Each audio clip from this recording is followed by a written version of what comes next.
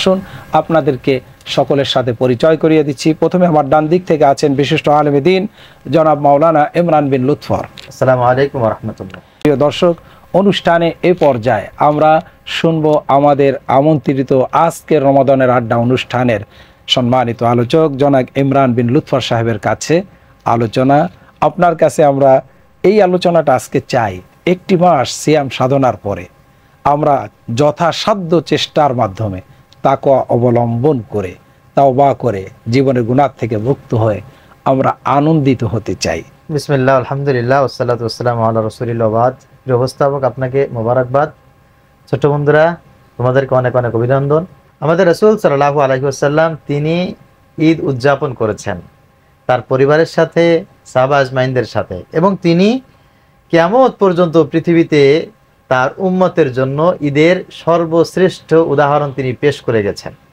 আমরা ঈদ থেকে কয়েকটা বিষয় শিখতে পারি, উপলব্ধি করতে পারি। প্রথমে যে বিষয়টি হচ্ছে, ঈদে একটি আনন্দ আমরা সকলে উপভোগ করি, কিন্তু আনন্দ তো এমন একটা জিনিস যা আমরা একা একা করলে হবে না। হবে কি? আজকে এত সুন্দর একটা স্টুডিওতে যদি আমি একা কথা বলতাম, তোমরা কেউ না থাকতে, তাহলে কি আনন্দটা খুব বেশি হতো? না, কেমন কেমন জানি লাগতো। জান্নাতের ভিতরে যদি আমাকে তোমাকে একা ছেড়ে দেওয়া হয়, তাহলে কি আনন্দ থাকবে? সকলে মিলে আনন্দটা বেশি উপভোগ করা যায়। নবীজি সাল্লাল্লাহু আলাইহি সাল্লাম ঠিক সেটাই বলেছেন। একবার তো নবীজি সাল্লাল্লাহু আলাইহি সাল্লাম ঈদগাহে যাচ্ছেন, যাওয়ার সময় তিনি দেখলেন তোমাদের মতো ছোট্ট একটা বাচ্চা রাস্তার পাশে কান্না করছে। তো ঈদের দিন মানুষ কান্না করবে, এটা কেউ কামনা করে না। নবীজি তার কাছে গেলেন, যে বলছে, কি ব্যাপার, তুমি আজকে কান্না করছো কেন?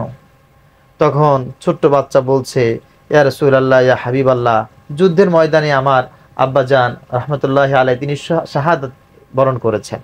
আমার মা খুব গরিব মানুষ, আমি আজকে ঈদের দিনে কি খাবো, নতুন জামা কাপড় কি পরবো, আমার তো আজকে এরা দেখার মতো কেউ নেই। নবীজি সাল্লাল্লাহু আলাইহি সাল্লাম তার চোখে পানি দেখে বলছেন, কে বলেছে কেউ নেই? তুমি কি আমাকে চেনো?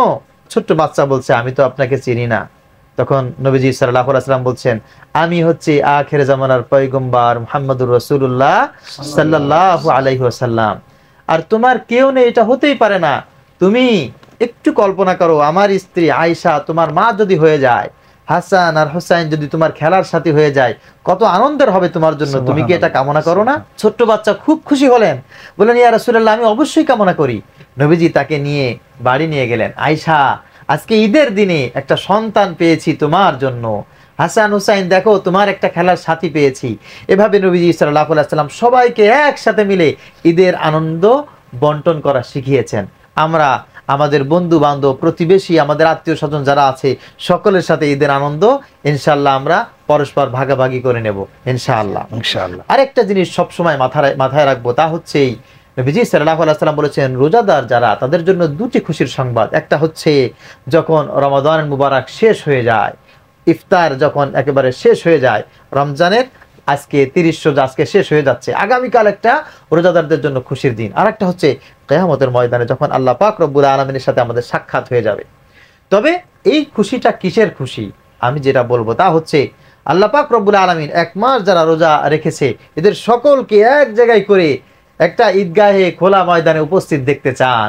আল্লাহ পাক রব্বুল আলামিনের ফেরেশতাদের সাথে বড় গর্বের সাথে বিষয়টি শেয়ার করতে চান, এরা তারা যারা আমাকে না দেখে বিশ্বাস করে একটি মাস রোজা রেখেছে, সিয়াম পালন করেছে, আজকে দেখো সবাই খোলা ময়দানে আমার সামনে হাজিরা দিচ্ছে।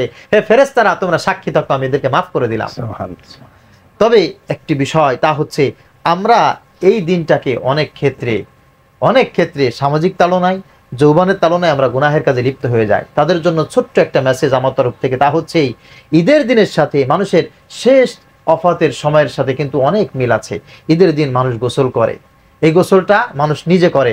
মানুষের যখন মৃত্যু হয়ে যায় তখন মানুষ গোসল করে, এই গোসলটা নিজে করতে পারে না, আরেকজনে করায়। ঈদের দিন যেমন মানুষ একটা নতুন জামা পরিধান করে, নতুন একটা সাবান ব্যবহার করে, যেমন নতুন পারফিউম ব্যবহার করে, শেষ বিদায়ের দিনে মানুষ একটা নতুন সাবান দিয়ে গোসল করে, নতুন একটা পোশাক পরিধান করে এবং নতুন কিছু আতর সুগন্ধি ব্যবহার করে।